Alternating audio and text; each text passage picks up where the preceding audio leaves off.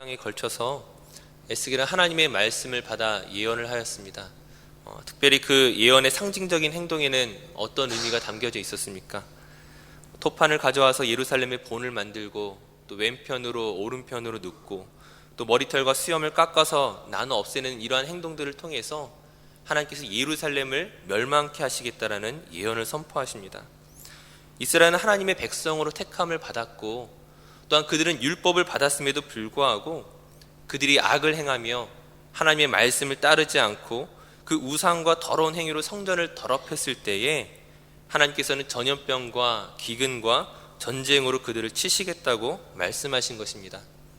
오늘 에스겔 6장은 이러한 내용의 연장선에 있습니다. 앞에선 예루살렘에 대한 하나님의 심판을 예언했다면 오늘 본문 6장 2절 말씀에 보게 되면 이스라엘 산을 향하여 멸망을 예언하고 있습니다. 여기서 이스라엘 산이란 어떤 것을 말하는 것입니까? 산과 언덕과 시내와 골짜기라고 말하고 있죠. 하지만 이스라엘 산이라는 것이 단지 이스라엘 영토나 또는 그 땅에서 살아가는 사람만을 지칭하는 것이 아니라 그 이스라엘이란 이름이 주는 또 다른 의미가 있다는 것이죠. 즉 이스라엘이란 이름은 하나님께서 주신 것이었습니다. 하나님께서 지금 이스라엘의 산을 멸망케 하신다는 것은 이스라엘 백성들만 멸망당하고 고통당하는 것이 아니라 하나님의 이름이 함께 수치를 당하는 그런 상황인 것입니다. 즉 하나님께서 자기의 이름을 부끄럽게 하고 자기 이름을 수치스럽게 한다 할지라도 더 이상 이스라엘 백성들의 그 우상과 그 죄악을 더 이상 두고 볼 수 없다는 것이죠. 특별히 이스라엘의 이 타락을 상징적으로 보여주는 것이 오늘 3절 말씀에 보게 되면은 산당이 등장하고 있습니다. 산당은 보통 산등성이 또는 높은 곳을 가리키지만 지금 이 산당이라는 것은 예배의 장소, 그 제2 장소를 가리키고 있는 것이죠. 예루살렘 성전이 세워지기 전에 이스라엘 여러 곳곳에 산당들이 있었습니다. 하지만 이러한 산당들 중에서 일부는 이스라엘 백성들이 세웠던 것이 아니라 그 가나안 백성들로부터 빼앗은 것들도 그 가운데 포함되어 있었습니다. 이스라엘이 가나안 땅과 이 전쟁을 하는 과정에서 가나안 사람들이 바알을 섬겼던 그 우상의 장소를 빼앗아서 하나님을 예배하는 장소로 바꾸었습니다. 하지만 그들이 하나님을 예배한다고 말한다 할지라도 그 우상을 섬겼던 그곳의 문화와 관습과 어떤 영향력들이 이스라엘 백성들과 혼합되기 시작했던 것이죠. 신명기 7장 16절 말씀에 이렇게 하나님은 말씀하십니다. 내 하나님 여호와께서 내게 넘겨주신 모든 민족을 내 눈이 긍휼히 여기지 말고 진멸하며 그들의 신을 섬기지 말라. 그것이 내게 올무가 되리라. 이스라엘이 가나안 땅을 점령하는 그 과정 속에서 그들이 보기에 아까운 것, 진멸하기에 아까운 것들, 쓸만한 것들, 이로와 보이는 것들이 분명히 있었습니다. 지금 당장은 내가 이것을 취하는 것이 좋은 것처럼 보이지만 결국엔 그것이 그들의 올무가 될 것이라는 것을 성경은 말하고 있죠. 그럼에도 불구하고 이스라엘 사람들은 그 눈에 보기에 좋은 것들, 아까운 것들을 산당과 같은 것들을 취했던 것이었습니다. 솔로몬 이전에는 이런 여러 가지 산당들이 있었지만 특별히 성경에는 이제 기브온 산당이라든지 하나님을 예배하는 산당들에 대해서 이야기하고 있지만은 솔로몬이 성전을 봉헌하고 난 이후에 하나님께서는 무엇이라고 말씀하십니까? 예루살렘에서 예배드리는 것 외에는 다른 모든 예배의 장소를 폐하게 하십니다. 그것을 우상을 섬기는 것과 마찬가지라고 이야기하시죠. 왜 그렇게 하셨겠습니까? 이스라엘 백성들이 잘못된 영향력들을 받지 않도록 그 우상에 섬기지 않도록 혼합되지 않도록 하나의 신앙으로 이스라엘 백성들이 하나로 모일 수 있게 하기 위한 것이었습니다. 하지만 이것이 여러 가지 정치적인 논리와 또 인간적인 생각 가운데 이제 흩어지기 시작합니다.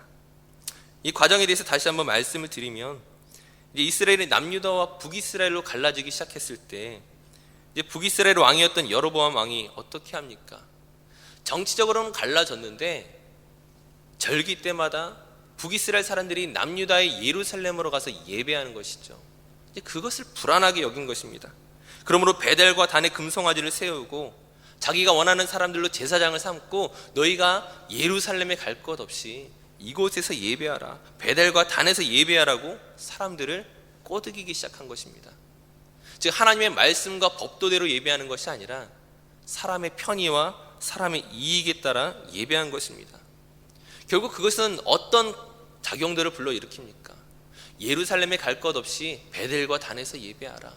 베델과 단에 갈 것 없이 이전에 세워졌던 산당에 가서 예배하자. 굳이 산당에 갈 것 없이 오늘 우리 집 우리 마을에 있는 나무 아래에서 예배하자.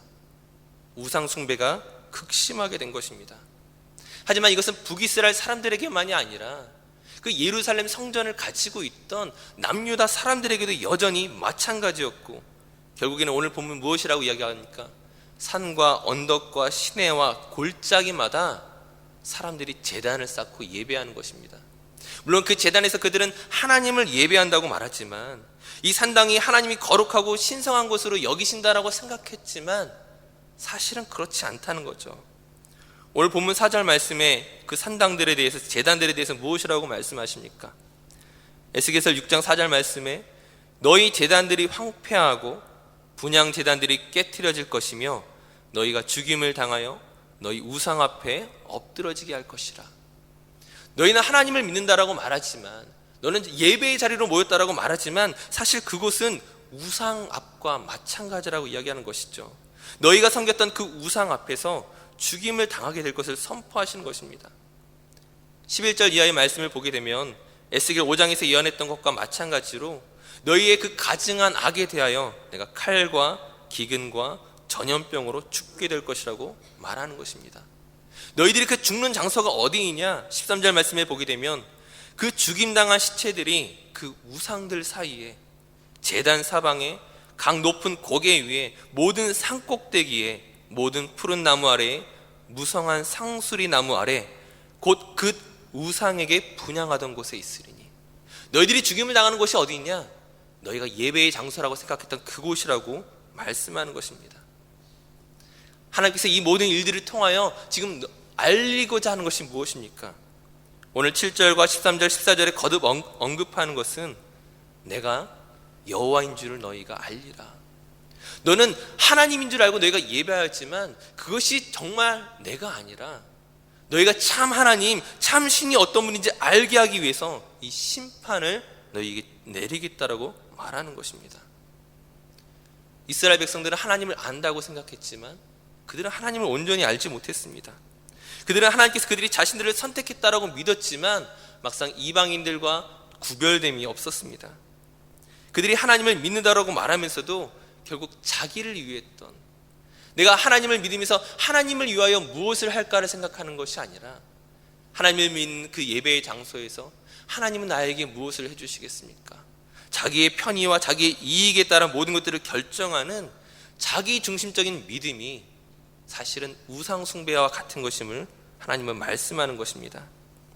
특별히 오늘 9절 말씀에 보게 되면은 그들이 예배하는 마음이 어떤 마음인지 특별히 이야기하고 있습니다. 우리 9절 말씀을 한번 같이 읽도록 하겠습니다. 에스겔서 6장 9절 말씀 한 목소리로 봉독하겠습니다. 너희 중에서 살아남은 자가 사로잡혀 이방인들 중에 있어서 나를 기억하되 그들이 음란한 마음으로 나를 떠나고 음란한 눈으로 우상을 섬겨 나를 근심하게 한 것을 기억하고 스스로 한탄하리니 이는 그 모든 가증한 일로 악을 행하였음이라. 아멘. 그들의 마음이 어떤 마음이라고 이야기하십니까? 음란한 마음이며 음란한 눈이라고 말씀하십니다. 단지 성적인 것을 말하는 것이 아니라 자기 정욕을 채우기 위한 섬김, 나의 이익을 위한 헌신, 나 자신을 위한 예배와 열정, 그 모든 것은 우상 숭배이며 하나님을 근심케 하는 것입니다. 오늘 우리가 이 말씀 앞에서 우리 자신을 돌아봐야 할 것입니다. 우리도 마찬가지로 하나님을 잘 안다고 생각하지 않습니까? 내가 하나님을 잘 예배한다고 생각하지 않습니까? 하나님을 위한 열심과 열정이 있어서 이 새벽에도 주님 앞에 나오고 주일 성수하고 헌금을 드리고 봉사한다고 생각하지 않습니까? 하지만 우리의 열심과 열정이 하나님을 위하여서가 아니라 혹시 나를 위한 것은 아니었는지 우리의 마음을 다시 한번 점검해 봐야 됩니다. 그 점검하는 방법은 간단합니다. 하나님과 거래하지 마십시오. 내가 하나님을 위하여 이만큼 했으니까 하나님 내게 무엇을 주시겠습니까? 하나님 이 문제만 해결이 되면 제가 헌금도 하고 감사헌금도 드리고 주일날 봉사도 하겠습니다. 내가 하나님을 위하여 무언가 하는 것처럼 보이지만 그 마음 깊은 곳 중심에는 나 자신을 위한 것이죠. 이러한 마음으로 우리가 예배의 자리에 나간다면, 이러한 마음으로 하나님을 위하여 봉사한다라고 생각한다면 사실 그것은 음란한 마음이며 음란한 눈입니다. 하나님께서 저와 여러분에게 무엇을 주셨습니까? 예수 그리스도를 십자가에 못 박으심으로 하나님께서 우리에게 영원한 생명을 주셨습니다. 그 영원한 생명에 대해서 우리가 대가를 치를 방법이 없죠. 하나님 저와 여러분에게 베푸신 은혜에 대하여 우리가 갚을 것이 무엇이 있겠습니까? 만약 우리가 그 하나님의 은혜를 우리가 생각하는 어떤 것과 바꾸려고 한다면, 나의 헌신과 열정과 예배와 섬김과 봉사로서 마치 하나님의 은혜를 얻을 수 있는 것처럼 생각하고 또 요구한다면 그것은 그 갚을 길 없는 그 은혜에 대한 모독이 될 수밖에 없다는 것이죠. 우리가 아무리 많은 예배와 섬김을 다 한다고 해서 다른 무엇인가를 요구할 수 있는 것들은 아무것도 없습니다. 물론 오늘 우리의 삶에서 만나는 문제에 대해서 왜 기도하지 못하겠습니까? 당연히 기도해야죠. 하지만 우리의 모든 것을 가장 잘 아시는 그 하나님께서, 나의 상황과 여건을 나보다 나를 더 잘 아시는 그 하나님께서 우리의 채울 것들을 왜 모르시겠습니까? 우리가 그것을 신뢰하지 않고 하나님을 믿지 않고 아버지를 따르지 않고 마치 하나님과 거래하려는 마음들이 있다면 그것은 음란한 마음임을 우린 기억해야 될 것입니다. 하나님께서 그 음란한 마음을 심판하시고 그 음란한 마음을 정죄하십니다. 그러나 그것은 이스라엘의 멸망이 목적이 아니라 하나님이 어떤 분인지 바로 알기를 원하는 하나님의 마음이었죠. 동일하게 우리가 다시 한번 말씀 앞에서 하나님이 어떤 분이신가, 그분이 내게 베푸신 은혜가 과연 어떤 것인가, 그것을 내가 다른 무엇과 바꿀 수 없는 것임을, 다른 그 어떤 것으로도 바꿀 수 없는 것임을 우리가 다시금 기억했으면 좋겠습니다. 우리 새벽에 하나님 앞에 나아가는 것이 다른 어떤 기도 제목이 있어서가 아니라 그 하나님의 음성을 듣는 것이, 그 세밀한 말씀을 듣는 것이 나에게 가장 큰 기쁨인 것을 고백했으면 좋겠습니다. 우리가 주일마다 하나님을 예배하는 것이 그 하나님의 그 영광과 내게 베푸신 그 구원의 능력을 찬양하는 순수한 감사의 의미로 나아갔으면 좋겠습니다. 오늘 우리가 빛과 소금의 역할을 가지며 이 세상을 살아간다는 것은 우리의 자랑이 아니라 내게 베푸신 그 하나님의 은혜 때문임을 우리가 다시 한번 기억했으면 좋겠습니다. 어떤 문제와 상황 속에서도 하나님을 신뢰하고 용기를 잃지 않는 저 우리 모든 성도님들 되시기를 축원합니다. 기도하겠습니다. 참 좋으신 아버지 하나님, 하나님께서 우리에게 베푸신 그